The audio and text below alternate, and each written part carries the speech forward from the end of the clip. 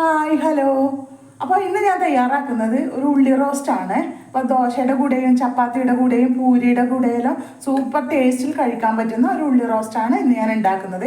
ഇതിന് ഒരുപാട് മസാലയുടെ ആവശ്യമൊന്നുമില്ല, വളരെ പെട്ടെന്ന് തയ്യാറാക്കാൻ പറ്റുന്ന ഒരു ഐറ്റമാണ്. അപ്പോൾ പിന്നെ ലൈക്ക് ചെയ്തും ഷെയർ ചെയ്തും സബ്സ്ക്രൈബ് ചെയ്തും കമൻറ്റ് ചെയ്തും സപ്പോർട്ട് ചെയ്യാൻ മറക്കരുത്. അപ്പോൾ നമുക്ക് വീഡിയോയിലേക്ക് പോകാം.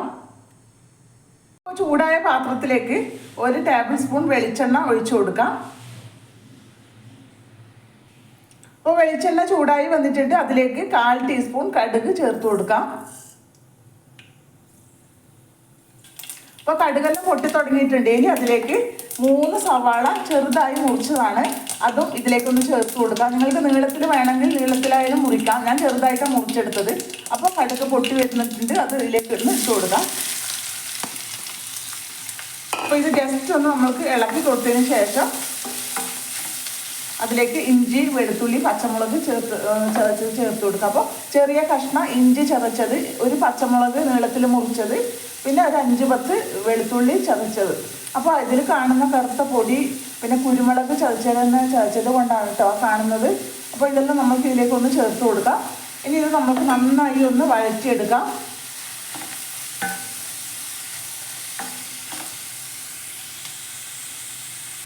അപ്പോൾ ഉള്ളി നന്നായി വഴറ്റിയെടുത്തിട്ടുണ്ട്.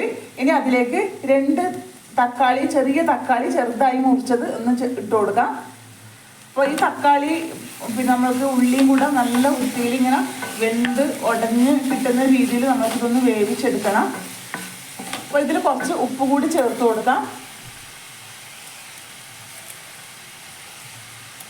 അപ്പോൾ ഇതെല്ലാം വെന്തതിന് ശേഷം നമുക്ക് മസാല ചേർത്ത് കൊടുക്കാം. പകുതി ഒരു വേവായതിന് ശേഷം മസാല ചേർത്ത് കൊടുക്കാം.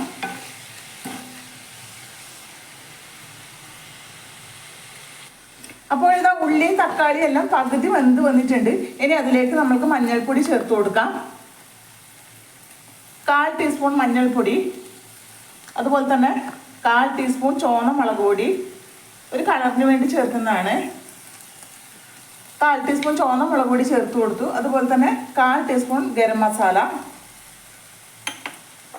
അപ്പോൾ അതുപോലെ തന്നെ 1/4 ടീസ്പൂൺ കുരുമുളക് ചതച്ചത്. അപ്പോൾ ഇത്രയുമാണ് ഇതിലേക്ക് ഇട്ട് കൊടുത്ത മസാലകൾ.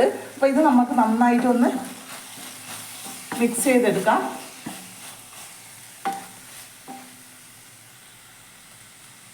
അപ്പോൾ മിക്സ് ചെയ്ത് കൊടുത്തതിന് ശേഷം ഒരു 1/4 ഗ്ലാസ് വെള്ളം കൂടെ ഇതിലേക്കൊന്ന് ചേർത്ത് കൊടുക്കാം.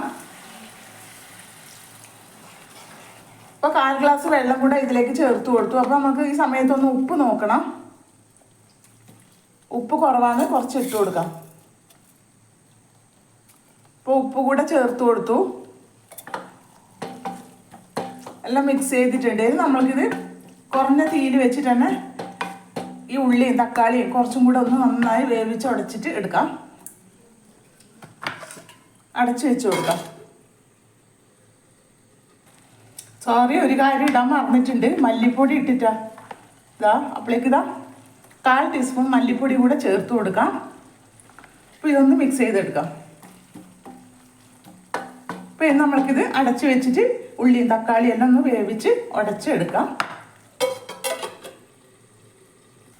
അപ്പം അങ്ങനെ നമ്മുടെ ഉള്ളി റോസ്റ്റ് റെഡി ആയിട്ടുണ്ട്. അപ്പോൾ അതിലത്തെ ഒരുപാട് വെള്ളമൊന്നുമില്ല. ആ വെള്ളം നമ്മൾ 1/4 ഗ്ലാസ് വെള്ളം ഒഴിച്ചത് അതെല്ലാം വറ്റി സെറ്റായി കിട്ടിയിട്ടുണ്ട്. കണ്ടില്ലേ, ഈ രീതിക്കാണ് ഞാൻ ഉണ്ടാക്കിയെടുത്തത്. ഇപ്പോൾ ഉപ്പും പിന്നെ എല്ലാം പാകത്തിന് കറക്റ്റായിട്ടുണ്ട്. അധികം എരിവൊന്നുമില്ല. അപ്പോൾ ഉള്ളി റോസ്റ്റിന് എപ്പോൾ കൂടുതൽ എരിവാകാൻ പാടില്ല. നമ്മൾ ഈ ഒരു രീതിയിലുള്ള ലൈറ്റ് ഒരു എരിവ് മാത്രമേ പാടുള്ളൂ. അപ്പോൾ നമുക്ക് നല്ല ടേസ്റ്റ് ഉണ്ടാവുമല്ലോ. അപ്പോൾ അങ്ങനെ നമ്മുടെ ഉള്ളി റോസ്റ്റ് റെഡി ആയിട്ടുണ്ട്. അപ്പോൾ എല്ലാവരും ഉണ്ടാക്കി നോക്കിയിട്ട് ഫീഡ്ബാക്ക് അറിയിക്കാൻ മറക്കരുത്.